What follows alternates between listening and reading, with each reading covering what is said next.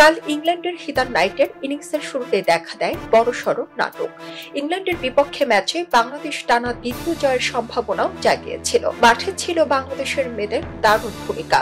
তবে তৃতীয় আম্পায়ার ভারতের গায়ত্রী ভেনুগোপালের একাধিক বিতর্কিত সিদ্ধান্তে হারতে হয়েছে বাংলাদেশকে।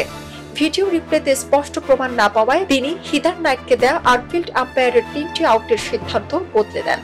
অথচ আনফিল্ড আম্পায়ারের সিদ্ধান্তে একাধিকবার আউট হয়েছিলেন ইংল্যান্ডের নাইট, কিন্তু প্রতিবার তাকে বাঁচিয়ে দেন ভারতের আম্পায়ার।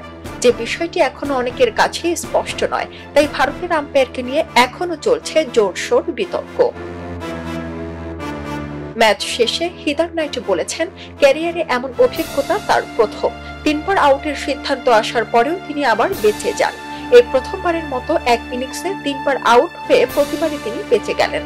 তিনি নিজেই ভেবেছিলেন আউট হয়েছিলেন, কিন্তু ভারতীয় আম্পায়ার সেটি নট আউট ঘোষণা দেন।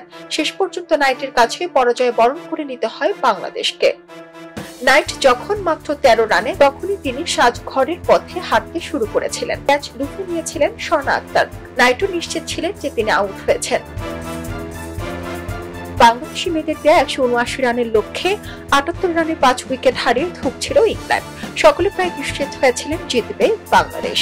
103 রানে ইংল্যান্ডের ষষ্ঠ উইকেটের পতনে বাংলাদেশের জয়ের সম্ভাবনা আরো জোরালো হয়। হাসি দেখা যায় স্ট্রাইকারদের মুখে, কিন্তু শেষ পর্যন্ত ইংল্যান্ডের হিদার নাইটই জিতিয়ে দিয়েছে ইংল্যান্ডকে। অথচ তিনি 3বার আউট হয়েছিলেন। ফলে ভারতীয় আম্পায়ারকে নিয়ে জোরালো বিতর্ক হচ্ছে ক্রীড়াঙ্গনে। সারা জেরিন, খবরের কাগজ, স্পোর্টস।